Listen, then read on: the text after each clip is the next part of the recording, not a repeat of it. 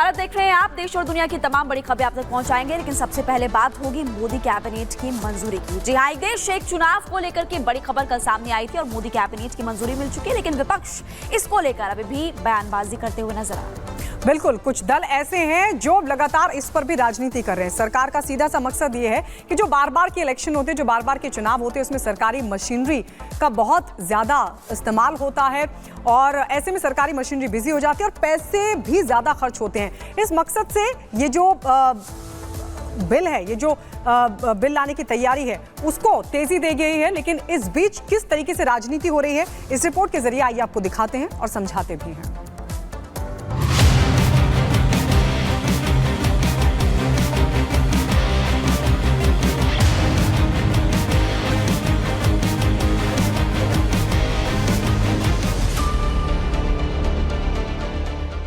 One nation one election को आज Modi cabinet से मंजूरी मिल गई। एक देश एक चुनाव के लिए कमेटी बनाई गई, जिसकी चेयरमैन पूर्व राष्ट्रपति रामनाथ कोविंद है। कमेटी की रिपोर्ट मोदी कैबिनेट के सामने पेश की गई, जिसके बाद उसे सर्वसम्मति से मंजूरी दे दी गई। आज यूनियन कैबिनेट में माननीय प्रधानमंत्री श्री नरेंद्र मोदी जी ने एनडीए की सरकार ने वन नेशन वन इलेक्शन में जो हाई लेवल कमेटी की रिकमेंडेशंस थी, उसको एक्सेप्ट किया है। वन नेशन वन इलेक्शन के लिए मोदी सरकार ने अपने पिछले कार्यकाल में ही पूर्व राष्ट्रपति रामनाथ कोविंद की अध्यक्षता में कमेटी का गठन कर दिया था। वहीं पिछले दिनों गृह मंत्री अमित शाह ने साफ किया था कि मोदी सरकार के इसी कार्यकाल में देश का ये सबसे बड़ा चुनाव सुधार लागू हो जाएगा। कल ही मोदी सरकार के तीसरे टर्म के 100 दिन पूरे हुए थे और आज मोदी कैबिनेट ने बड़ा फैसला लेकर विपक्षी दलों को चौंका दिया। वन नेशन वन इलेक्शन के लिए बनी कमेटी ने 191 दिनों तक कई विशेषज्ञों और राजनीतिक दलों के लोगों से चर्चा की। चर्चा के बाद 18,626 पन्नों की रिपोर्ट तैयार की गई। इसमें सभी राज्यों की विधानसभाओं का कार्यकाल बढ़ाकर 2029 तक करने का सुझाव दिया गया, जिससे अगले लोकसभा चुनाव के साथ ही विधानसभा के चुनाव कराए जा सके। मोदी सरकार कोई भी फैसला ले और उस पर विपक्ष सवाल न खड़ा करे, ऐसा कैसे हो सकता है? कांग्रेस के कई नेता जहां इस फैसले को समझ से बाहर बता रहे हैं, वहीं इस फैसले को लागू करने में आने वाली परेशानियों का जिक्र कर रहे हैं। वन नेशन वन इलेक्शन पर केंद्रीय कैबिनेट के फैसले का सबसे ज्यादा विरोध क्षेत्रीय पार्टियां कर रही हैं। एआईएमआईएम अध्यक्ष असदुद्दीन ओवैसी जहां सरकार की मंशा पर सवाल खड़े कर रहे हैं, वहीं जेएमएम की महुआ मांझी और क्षेत्रीय दलों निर्दलियों का अस्तित्व खतरे में नजर आ रहा है। वन नेशन वन इलेक्शन के एआईएमआईएम पार्टीज के खिलाफ थी, है और रहेगी। अगर पार्लियामेंट में लेकर आएंगे, हम उसका अपोज करेंगे। तो नरेंद्र मोदी का पूरा गेम प्लान यही है कि नेशनल पार्टीज रहें और दूसरे तमाम रीजनल पार्टीज, छोटे पार्टीज हमेशा के लिए खत्म हो जाएं। आप सोचिए कि अगर इस तरह से वन नेशन वन इलेक्शन होगा तो जो रीजनल पार्टियां हैं, क्षेत्रीय पार्टियां हैं, जो निर्दलीय लड़ते हैं, ऐसे कैंडिडेट्स का क्या होगा? क्योंकि एजेंडा सेट होता है, लोकसभा का अलग रहता है, विधानसभा का अलग रहता है। हर राज्य में, जैसे झारखंड में स्थानीय मुद्दे अलग हैं, जो कि विधानसभा में उसके आधार पे जनता वोट करती है, कैंडिडेट को देखकर करती है, और लोकसभा में बस वहाँ पर दिल्ली में जो बैठे हैं बस उनको देखकर दे देते हैं। वन नेशन वन इलेक्शन व्यवस्था लागू करने में चुनौतियां भी कम नहीं है। सबसे बड़ी चुनौती है संविधान और कानून में बदलाव करना। एक देश एक चुनाव के लिए संविधान में संशोधन करना पड़ेगा। इसके बाद इसे राज्य विधानसभाओं से पास कराना होगा। वैसे तो लोकसभा राज्य विधानसभाओं का कार्यकाल 5 साल तक का होता है, लेकिन सरकार के सामने सबसे बड़ी चुनौती है कि अगर लोकसभा या किसी राज्य की विधानसभा भंग होती है तो एक देश एक चुनाव का क्रम कैसे बनाया जाएगा? देश में ईवीएम और वीवीपैट से चुनाव होते हैं, जिनकी संख्या सीमित है। अगर लोकसभा और विधानसभा के चुनाव एक साथ हुए तो इन मशीनों की भारी तादाद में जरूरत पड़ेगी। साथ ही जरूरत होगी प्रशासनिक अफसरों और सुरक्षा बलों की। सूत्रों की माने तो इन सभी समस्याओं का हल कोविंद कमेटी के 18,626 पन्नों की रिपोर्ट में दिया गया। लेकिन देखना ये होगा कि क्या विपक्षी दल कमेटी के सुझावों से सहमत होते हैं या इस मुद्दे पर नई सियासत देखने को मिलेगी। Bureau report, Republic Bharat. तो रिपोर्ट के जरिए आपको बता रहे थे कि कैबिनेट की मंजूरी मिल चुकी है और किस पार्टी की तरफ से क्या वक्तव्य सामने आया। लेकिन चुनौतियां क्या, अब आपको ये बताते हैं। संविधान में संशोधन की आवश्यकता है, यानी कि संविधान में संशोधन करना पड़ेगा। अगर ये बिल लाया जाता है और उसके बाद इसको लागू किया जाता है।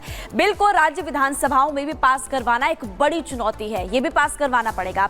सभी राज्यों में एक विधानसभा को बनाना एक क्रम के समय पर वो देखना काफी ज्यादा महत्वपूर्ण होगा और ये एक बड़ी चुनौती है। देश में ईवीएम वीवीपैट की जो संख्या है वो सीमित है और ऐसे में एक बड़ी मशीनरी, ज्यादा संख्या में मशीनरियों की जरूरत पड़ेगी। सरकारी मशीनरी की संख्या बल को बढ़ाना एक बड़ी चुनौती है। तो ये आपको चुनौतियां बता रहे हैं, इसके अलावा आधारभूत ढांचा तैयार करना भी एक बड़ा मकसद होगा। तो ये आपको बता रहे हैं कि क्या क्या चुनौतियां आ सकती है सामने। इसी को लेकर के आपने देखा कि विपक्ष की टिप्पणी भी सामने आई है, लेकिन अब कैबिनेट की मंजूरी मिल चुकी है। खबरों में आगे बढ़ते हैं और गायत्री के पास चलिए चलते हैं। और चलिए बात करते हैं अपवित्र तेल आस्था से खेल। मामला आंध्र प्रदेश का है। आंध्र के मुख्यमंत्री चंद्रबाबू नायडू ने पूर्व की जगनमोहन रेड्डी सरकार पर एक बहुत ही गंभीर आरोप लगाया है। तिरुपति के प्रसाद को लेकर ये गंभीर आरोप क्या लगाया गया है, जिसके बाद अब वहां की जो सियासत है वो भी गर्मा गई है। इस रिपोर्ट में समझिए।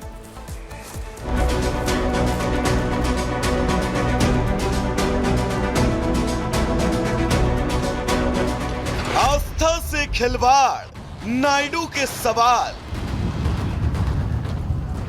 प्रसाद में मिलावट, राजनीतिक टकराहट।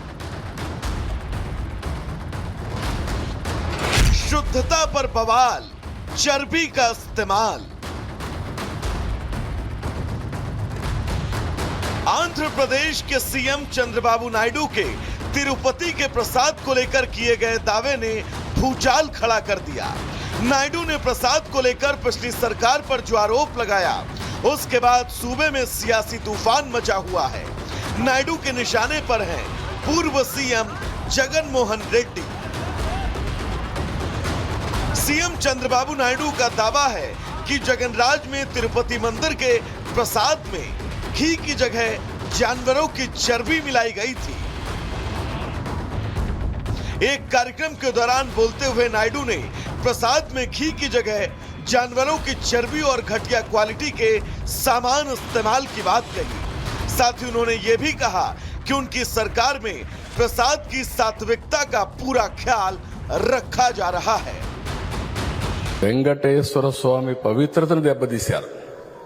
ఎన్నోసార్లు చెప్పాం, అక్కడ ఎంత దుర్మార్గంగా ప్రయత్నం చేశారంటే అంత దుర్మార్గంగా ప్రవర్తించారు. కడాన అన్న దానంలో క్వాలిటీ ఆఫ్ ఫుడ్ లేకుండా చేశారు. దేవుని దగ్గర పెట్టే ప్రసాదం అపవిత్రం చేసే విధంగా ఓసారి బాధేస్తుంది. నాసి రకమైన ఇంగ్రీడియంట్సే కాకుండా ఎనిమల్ ఫ్యాట్ కూడా వాడారని। सीएम नायडू इतना बड़ा आरोप लगाते तो जगन की पार्टी भला कैसे शांत बैठती। मामला बढ़ता देख वाईएसआरसीपी ने अपनी प्रतिक्रिया देने में देर नहीं की।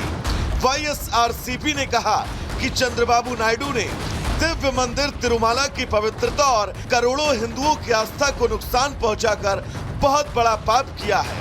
चंद्रबाबू नायडू द्वारा तिरुमाला के प्रसाद पर की गई टिप्पणी बेहद घटिया है। नायडू के आरोपों के साथ ही तीर्थयात्रियों के समुदाय में खलबली मच गई। इस बात से गुरेज नहीं किया जा सकता कि ये मामला अब बड़ा तूल पकड़ने वाला है। वहीं इस मामले की जांच की मांग भी उठने लगी है। इस दावे के बाद हिंदू वोटर्स के बीच आंध्र प्रदेश के पूर्व मुख्यमंत्री और वाईएसआर कांग्रेस की छवि को बड़ा नुकसान उठाना पड़ सकता है। Bureau report, Republic Bharat. तो ये बहुत बड़ा गंभीर आरोप चंद्रबाबू नायडू की तरफ से लगाया गया। लेकिन आपको बताते हैं तिरुमला प्रसाद की व्यवस्था आखिर कैसे की जाती है। श्री वेंकटेश्वर मंदिर में लड्डू का भोग चढ़ाया जाता है, यानी लड्डू चढ़ाए जाते हैं प्रसाद के तौर पर। तिरुमला तिरुपति देवस्थानम इसका संचालन करता है। इस पूरी व्यवस्था पर टीटीडी की नजर होती है, यानी वो मॉनिटर करते हैं। नायडू सरकार ने नंदिनी घी को अनिवार्य कर दिया, लेकिन आपको बता दें पिछली सरकार ने नंदिनी घी पर रोक लगा दी थी। अब प्रसाद की गुणवत्ता में सुधार का दावा किया जा रहा है और गुणवत्ता में सुधार के दावे के साथ एक बड़ा और गंभीर आरोप चंद्रबाबू नायडू की तरफ से यह लगाया गया है कि दरअसल प्रसाद में जानवरों की चर्बी का इस्तेमाल पूर्व की सरकार यानी जगनमोहन रेड्डी सरकार करती थी। और खबरों में आगे बढ़ते हैं, बात करेंगे बिहार की। बिहार के नवादा से एक खबर सामने आई जहां पर दबंगों ने एक बस्ती में आग लगा दी। यहां पर 80 से ज्यादा घर जो है वो जलकर खाक हो गए थे। क्यों ऐसा किया और अभी वहां पर क्या आलम है, आपको दिखाते हैं।